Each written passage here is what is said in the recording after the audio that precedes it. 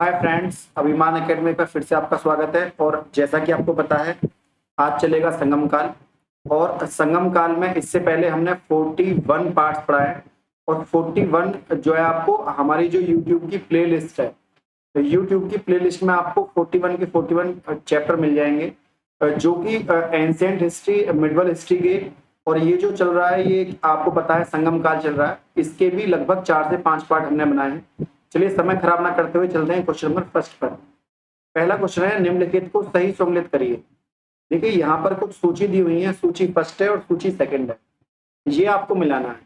देखिए जो तिरुकुरल है, तिरुकुरल, ये इनमें से किसका सही नाम है? ये नाम है तिरुवल्लुवर का। देखिए प्राचीन नाम है, इसको वर्तमान परिस्थितियों में मिलाएं तो तिरुवल्लुवर हो जाए। दूसरा है शिल्पादिक्रम। शिल्पादिक्रम को किसके साथ मिलाएंगे? इलंगो आदिगल के साथ। फिर है मणि मैखले। मणि मैखले को आप मिलाएंगे सतनार के साथ। और तोल कप्पियम, ये है तोल कप्पियार। देखिए आपको कुछ ना पता हो, ये बिल्कुल मैचिंग वर्ड है। आप देखेंगे डी पर 3 है, तो डी पर 3 इसमें तो नहीं है, कम से कम ये तो आप काट ही देंगे। और आपको पता था इसका जो पहले का 4 था, क्योंकि तिरुकुरल और तिरुवल्लुवर सेम नेम लग रहे हैं देखने में, तो ए पर 4। देखिए ए पर 4 ना इसमें है ना इसमें, बचा कौन सा? पहला। तो यहाँ इसका आंसर हो जाता फर्स्ट। देखिए बहुत ऐसी चीजें हैं जिनसे आप थोड़ा सा आइडिया लगाएं तो आपको उत्तर निकल के आएगा, वरना ये नाम आसानी से याद भी नहीं होते। तीसरे संगम में रचित ऐतु तोगई में क्या शामिल नहीं है, ये यहाँ पर पूछा गया। देखिए तीसरे संगम में जो रचित था ऐतु तोगई, उसमें क्या शामिल नहीं है, ये पूछा गया है। देखिए एनग्रुनूर ये भी शामिल है, एहनानूरू ये भी शामिल है, पुरनानूरू ये भी शामिल है, किलकुड़ुक्कू ये शामिल नहीं है ना। ये है कील कड़क्कू शामिल नहीं है, ये ऑप्शन नंबर 2। ये क्वेश्चन पूछा गया था यूजीसी नेट 2018 में। तो देखिए बहुत देखने में आपको सवाल ऐसे लग रहे होंगे, पर पता नहीं एग्जामिनर की कहां से उठा के क्वेश्चन आपके सामने रख दे। अगला क्वेश्चन है, प्रारंभिक तमिल साहित्य में निम्नलिखित में से कौन से महाकाव्य शामिल थे? अब क्योंकि प्रारंभिक तमिल साहित्य है, उसमें कौन कौन से महाकाव्य शामिल है, ये पूछा है। देखिए बड़ा फेमस थे। मैं थोड़ा सा इसको ऊपर कर देता हूं, अब आपको शायद दिख रहे होंगे। देखिए तोलकप्पियम और तिरुकुरल, देखिए ये शामिल नहीं थे, ये भी दोनों शामिल नहीं थे, ये भी। देखिए शिलप्पादिक्रम और मणि मैखले बड़े फेमस तमिल साहित्य हैं दोनों ही, तो इनको महाकाव्य का दर्जा प्राप्त है, और ये डी ऑप्शन यहाँ पर करेक्ट हो जाएगा। निम्नलिखित में से कौन से बंदरगाह ऐसे हैं जो दक्षिण भारत के पूर्वी तट पर स्थित है? कौन से बंदरगाह ऐसे हैं जो दक्षिण भारत के पूर्वी तट पर स्थित है, ये पूछा गया है। ऑप्शन है कावेरीपत्तनम, कोरक्के, या मुशिरी, या तोंडी। देखिए उपरोक्त में जो ऑप्शन दिए हुए हैं, इसमें पहला ऑप्शन और दूसरा कोवेरीपत्तन और आपका कोरक्के, ये दोनों शामिल थे, तो आंसर हो जाएगा इसका ए। देखिए दोबारा मैं इसको पढ़ देता हूं। बंदरगाह दक्षिण भारत के पूर्वी तट पर पूछा है, तो जो हमारा दक्षिण भारत है उसके पूर्वी तट पर कावेरीपत्तन और कोरके, ये दोनों शामिल हैं। ये बाकी जो दोनों हैं ये पश्चिमी तट के थे। अगला पॉइंट है, तमिल में महाभारत के सर्वप्रथम अनुवादक कौन थे? मतलब महाभारत को तमिल में सबसे पहले कन्वर्ट किसने किया? एक इंपोर्टेंट क्वेश्चन है और बार बार परीक्षाओं में पूछा जाता है। देखिए पेरू देवनार ये जो थे, ये पहले ऐसे तमिल के कवि थे जिन्होंने अनुवाद किया महाभारत को तमिल में। अगला क्वेश्चन है, निम्नलिखित को सम्मिलित कीजिए। संगम है और उनके साहित्यकार हैं। देखिए यहाँ जो ऑप्शन दिए हुए हैं, प्रथम, द्वितीय और तृतीय, 3 बार संगम हुए और तीनों बार उनके अगस्त है। कभी कभी इसमें अलग अलग भी पूछ लेते हैं, तो आपको ये ध्यान रखना होगा। देखिए जो प्रथम संगम काल की जो प्रथम संगति हुई थी, उसमें अगस्त ऋषि जो थे उसके अध्यक्ष थे। द्वितीय की तोलकप्पियर कवि थे, और तृतीय में नक्कीरर थे। तो ये तीनों ही मैचिंग है, यहाँ पर आंसर हो जाएगा इसका सी, 1 2 3।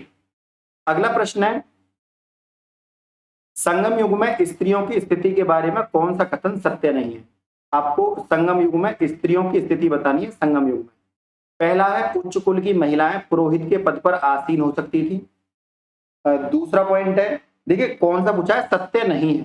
तो देखिए उच्च कुल की महिलाएं पुरोहित के पद पर आसीन हो सकती थी, यही गलत हो जाएगा पहले, क्योंकि ये बात सही नहीं है। अब पढ़ लें, क्योंकि संगम काल की बात पढ़ रहे हैं, क्या क्या सही है।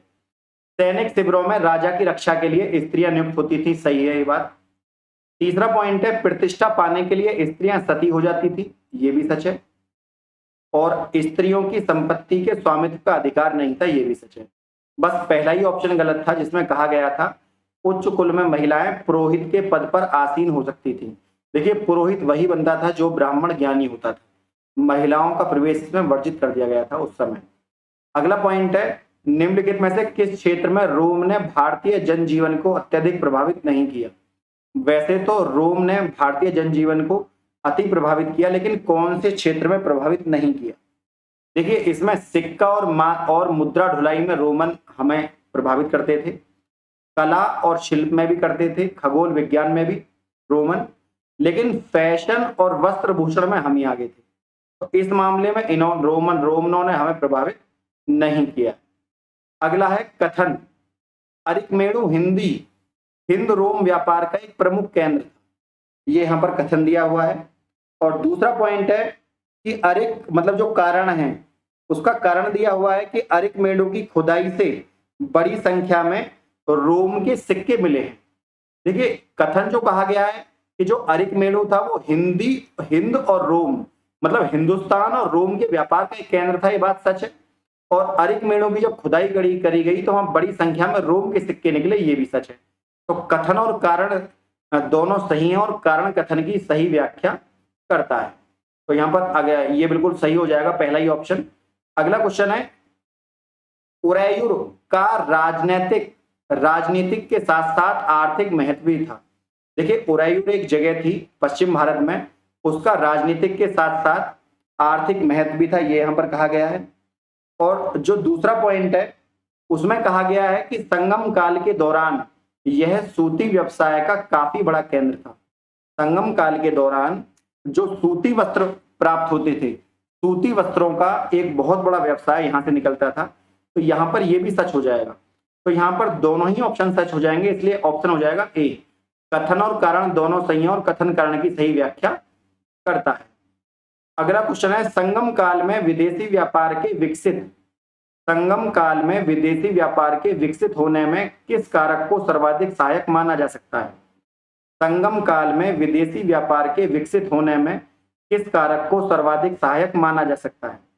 देखिए पहला पॉइंट है, अरब, मिस्र और रोम का तमिल प्रदेश में सीधा व्यापारिक मार्ग होना, इसलिए इनके साथ हमारा व्यापार जो विकसित हो गया था। तो यहाँ पहला ही ऑप्शन सही हो जाएगा कि उनका सीधे तमिलनाडु की साइड आते थे, अरब, मिस्र और रोम तीनों ही, या तो केरल आते थे या तमिलनाडु। अगला है, दक्षिण भारत में प्रथम और द्वितीय शताब्दी ईस्वी में बहुत से सोने चांदी के रोम के सिक्के प्राप्त हुए हैं। देखिए इस बात को कोई मना नहीं कर सकता कि हमारे यहाँ सिक्के प्राप्त हुए, तो ये तो बिल्कुल जायज बात है। और जो दूसरा पॉइंट हो जाएगा यहाँ पर, इस काल में दक्षिण भारत के कुछ हिस्से रोम के अधिकार में थे। इस काल में दक्षिण भारत के कुछ हिस्से रोम के अधिकार, देखिए रोम ने कभी भी हमारे दक्षिण भारत पर अधिकार नहीं करा। दूसरा गलत हो जाएगा और पहला सही हो जाएगा, आंसर है इसका केवल एक। अगला प्रश्न है, कथन दिया हुआ है कि पांडिनेन किलक्कनक्कु समूह की अहम और पुरम कविताएं संगम रचनाओं का अनुवर्तन थी। मतलब इस नाम से पांडिनेन किलक्कनक्कु नाम से कविताएं छपती थी और ये संगम की महत्वपूर्ण रचनाएं थी, जिसमें अहम और पुरम कविताओं के नाम थे। अगला है, कारण उन्हें प्रमुख संगम रचनाओं के विपरीत उत्तर संगम रचनाओं में सम्मिलित किया गया। मतलब उन्हें प्रमुख संगम रचनाओं में स्थान न देकर जो उत्तर संगम रचनाएं हैं, बाद की संगम रचनाएं, उन्हें उसमें स्थान मिला, ये भी सच है। तो एक कथन और कारण दोनों सही हैं और कथन कारण की सही व्याख्या करता है। तो फ्रेंड ये वो क्वेश्चन है जो कल हम पढ़ा रहे थे आपको, उसमें से क्वेश्चन कुछ इंपोर्टेंट क्वेश्चन थे जो बच गए थे, है ना। ये सारे क्वेश्चन या तो कहीं ना कहीं पीसीएस, यूजीसी नेट या कहीं ना कहीं टीजीटी पीजीटी में आए हुए हैं। इस दृष्टि से क्वेश्चन जो है इनको छोड़ना नहीं था।